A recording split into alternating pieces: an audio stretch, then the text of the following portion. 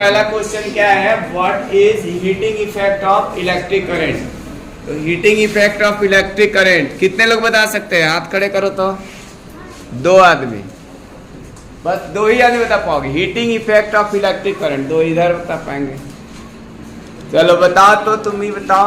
Heating effect of electric based on it. Electric heater, electric iron and bulb are the three हो गया, electric heater हो गया और geyser हो गया और इलेक्ट्रिक आयरन। हाँ, इलेक्ट्रिक आयरन भी होता है। हाँ, इलेक्ट्रिक हीटर। तो ये थ्री अप्लायंसेज हो गया।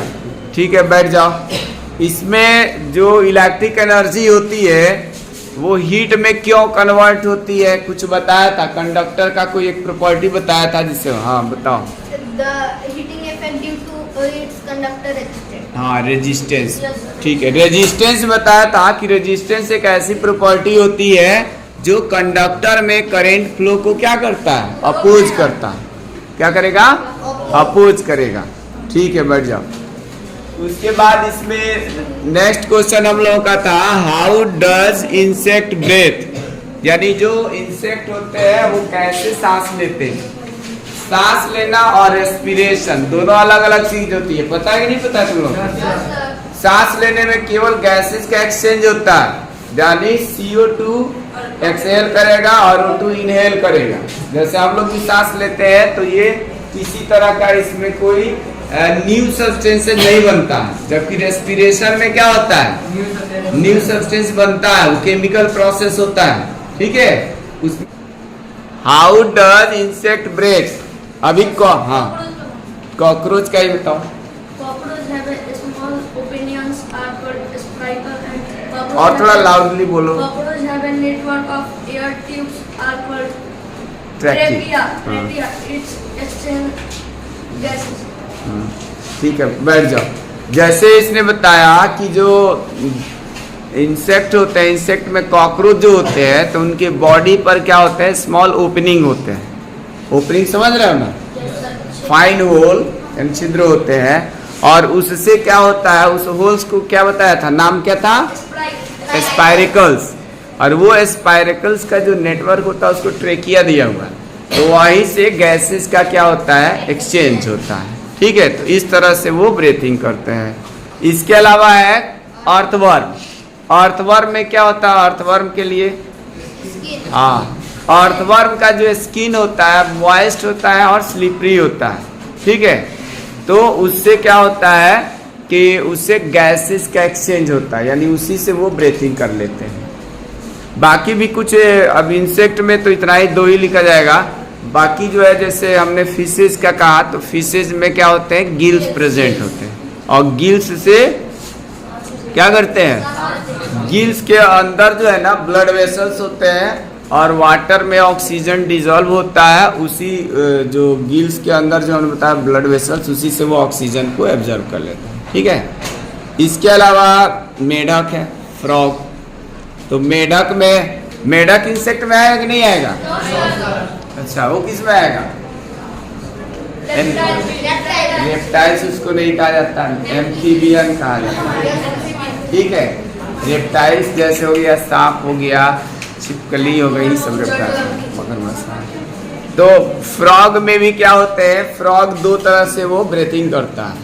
एक कैसे करता है, जैसे ह्यूमन बॉडी में हम लोग में गिल्स नहीं, गिल्स नहीं, उसको क्या कहा जाता है, लंग्स होता है। किसमें, ह्यूमन बॉडी में। वैसे ही मेढक में भी क्या होता है, लंग्स होते हैं। उसमें भी दो लंग्स होते हैं। एक तो वैसे भी ह्यूमन बॉडी जैसा सांस ले सकता है, और दूसरा क्या है, उसके भी स्किन जो है मॉइस्ट और स्लिपरी होते हैं, यानी फिसलने वाला, चिकना, तो उससे भी वो सांस लेता है। तो दो तरीके से लेता है। ठीक है, और इसके बाद हम लोग का नेक्स्ट क्वेश्चन था, make the level diagram of excretory system.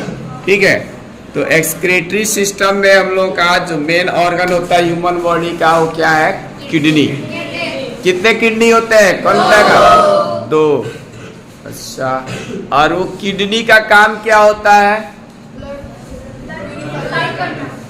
Blood को कैसे, क्या क्या मेन कंपोनेंट क्या होते हैं जब वो ब्लड को प्यूरिफाई करते हैं? बहुत पहले चैप्टर पढ़ाया था ना, नहीं, कुछ याद करो। यूरिया का नाम बताया था और एक और कंपोनेंट बताया था, यूरिया एंड यूरिक एसिड। ठीक है, इसको वो क्या करेगा, ब्लड से फिल्टर करता है और फिल्टर करने के बाद जो भी वाटर होता है तो उसके बाद उसमें हम लोगों ने 2 पाइप बताया था। क्या पाइप का नाम था, किडनी से जो जा रहा था, यूरेटर्स, उससे जा करके वो यूरिनरी ब्लैडर्स को कनेक्ट करता है, इसमें जाता है। और उसके बाद होता है यूरिनरी ब्लैडर्स में होता है तुम्हारा यूरेथ्रा, जो एक स्मॉल ट्यूब होता है, और उसके बाद होता है यूरिनरी ओपनिंग। तो इसी का हमें क्या बनाना है, रे डायग्राम बनाना है, नाम भी लिख देना है।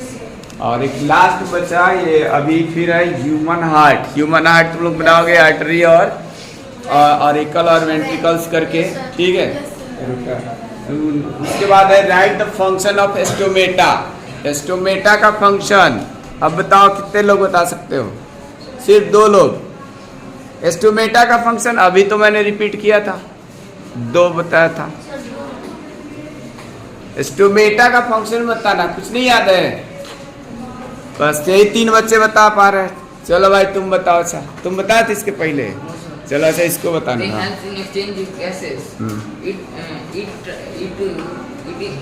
exchange transpiration in water, the loss of excess water from the plant.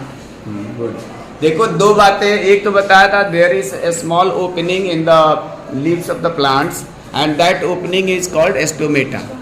यानी जो पत्तियों में जो स्मॉल छिद्र होते हैं, होल होते हैं, उसी को एस्टोमेटा कहा जाता है। और एस्टोमेटा का 2 फंक्शन कौन कौन से, एक फंक्शन इसने बताया कि they are used for the exchange of gases, in the photosynthesis process O2 is evolved or released while CO2 is taken by the plants. And another चीज क्या बताया, it is also used in the transpiration. What is the process of transpiration?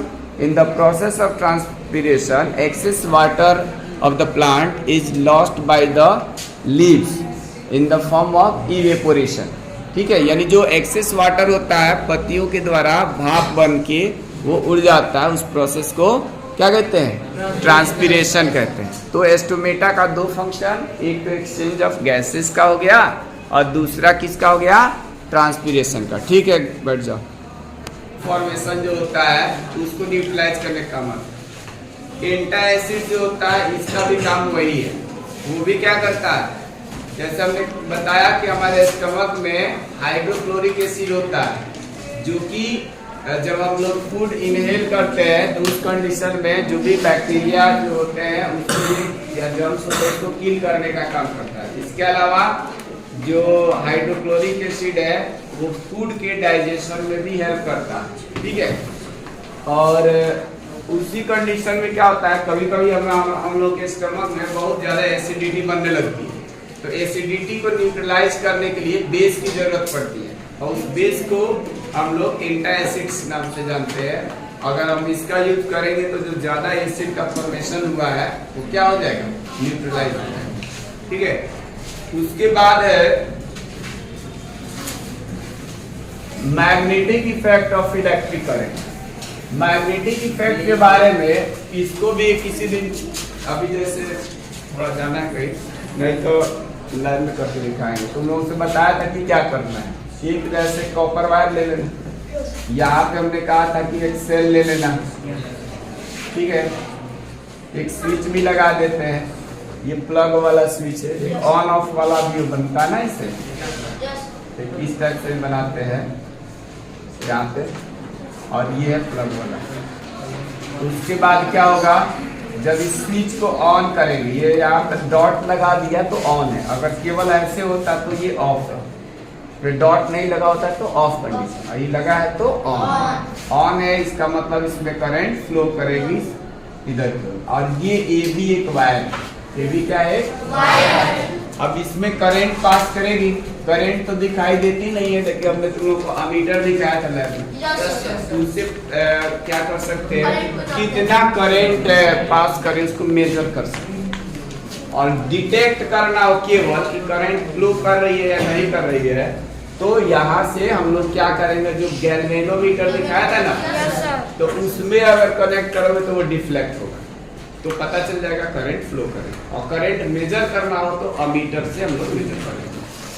तो उसके बाद इसमें क्या देखा जाता है कि यहाँ पे जो कंपास अगर हम लोग इसके पास में लेके जाएंगे ना, इसमें करंट पास कर रही है, Yes, sir. और कंपास लेके जाओगे तो इसमें क्या होगा, कंपास में डिफ्लेक्शन हो, उसकी जो नीडल होगी वो क्या करेगी, हाँ वाइब्रेट नहीं, उसको क्या बोलेंगे, डिफ्लेक्शन।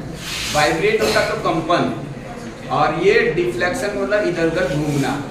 तो इसमें हमने दिखाया था एक तरफ इसकी जो नीडल थी रेड थी और एक तरफ कैसी थी, वाइट, इस टाइप से दिखाया था ना। Yes, sir.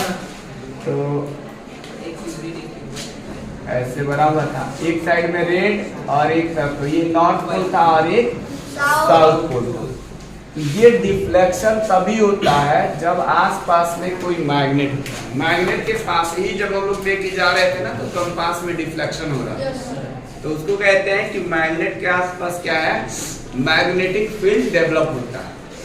सेम इसमें भी वही चीज है कि जब हम किसी वायर में करंट पास कराएंगे, किसी कंडक्टर में करंट पास कराते हैं, तो उसके अराउंड मैग्नेटिक फील्ड डेवलप होता है, इसी को मैग्नेटिक इफेक्ट कहते हैं। ठीक है, अब वो जो है तुम्हारा स्ट्रेट वायर के चलते भी हो सकता है, या फिर तुम ऐसे क्वाइल बना दो, क्वाइल, और इसके दो एंड मिलेंगे ना, इसको भी अगर हम लोग ये सेल से कनेक्ट कर दें, सेल से, तो ये क्लोज लूप बन जाएगा, इसमें करंट पास कर लें, तो इसके चलते भी क्या हो सकता है, इसके चलते भी मैग्नेट, मतलब ये मैग्नेट का काम करेगा, मैग्नेटिक फील्ड इफेक्ट दिखाता है। यानी कि जब किसी कंडक्टर में करंट पास कराते हैं, तो करंट पास कराने से उसके अराउंड क्या हो जाता है, मैग्नेटिक फील्ड डेवलप हो जाता है। इसी को हम लोग magnetic effect of electric current कहते हैं। ठीक है, डिफिनेशन लिखाया है क्या, No, sir. रेटिंग डाल तो दिखा देते हैं।